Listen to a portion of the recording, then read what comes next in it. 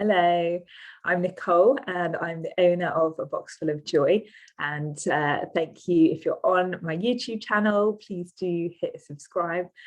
Today we're going to be talking about the feeling of not feeling good enough. Now, in my 10-year teaching career, that is something that I came across in so many teens. The feeling of not quite hitting the mark. The comparison trap that we sometimes all get ourselves into.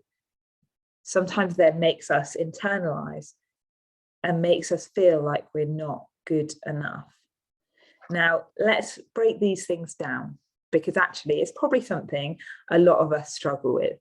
I know I certainly do. So, starting up with this business, I'm learning lots of new skills.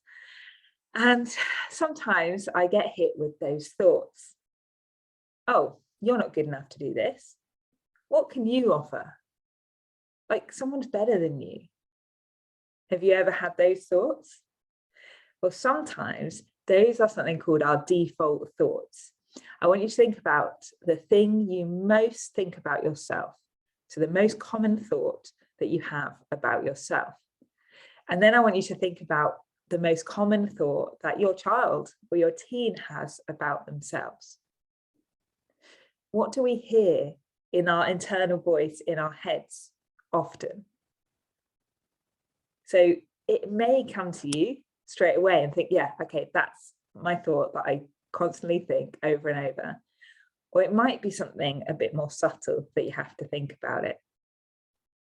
Now, for me, definitely one of my thoughts that always pops up and comes back like an annoying thing is the fact that, oh, you're not good enough.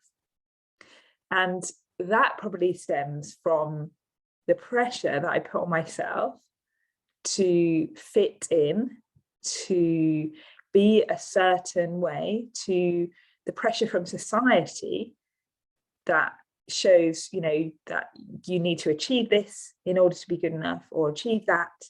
And actually, we want to break that. We want to break those pressures and those expectations, because actually, you are good enough. You're totally good enough because you are yourself and we're all unique. And if we compare ourselves, which is so easy to do, and I do a lot of the time, then, we start to get in that cycle of not feeling good enough. So default thoughts are often things that, that become our standard thoughts, our brain loops from maybe childhood and different experiences and pressures and things like that. But there is a way to help to stop and curb these default thoughts. And that is something that I go through in my reframing negative thoughts workshop. And it is something that you can't just click a switch and be like, actually, yeah, I'm never going to be feeling not good enough again. Actually, it's something that you need to work on constantly.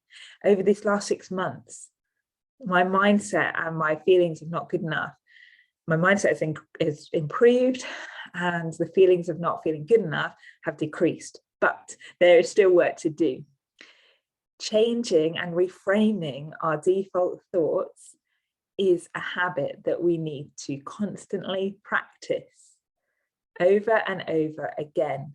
And if we can teach our children to reframe their negative thoughts or their default thoughts, that could be neutral, it could be negative, then we equip them with such an amazing tool to help them to move forwards in their lives and actually be prepared, because negative thoughts will come up. We all have them. Like, no one can say that they never have a negative thought. And if they do, then please introduce them to me. But if we can equip them with tools to help them at an early age, they will get to practice that habit, constantly. And by the time they hit adulthood, then, it is something that they will do like the back, and they will know like the back of their hand, and they will be equipped for all the bumps in the road. So in my next video, I will be sharing the process of reframing the default thoughts. But just know that if you feel like you're not good enough, then there is hope. We can reframe and change those thoughts, but you need to commit. There needs to be that commitment to change and be ready to build into your daily routine the habit of reframing those thoughts.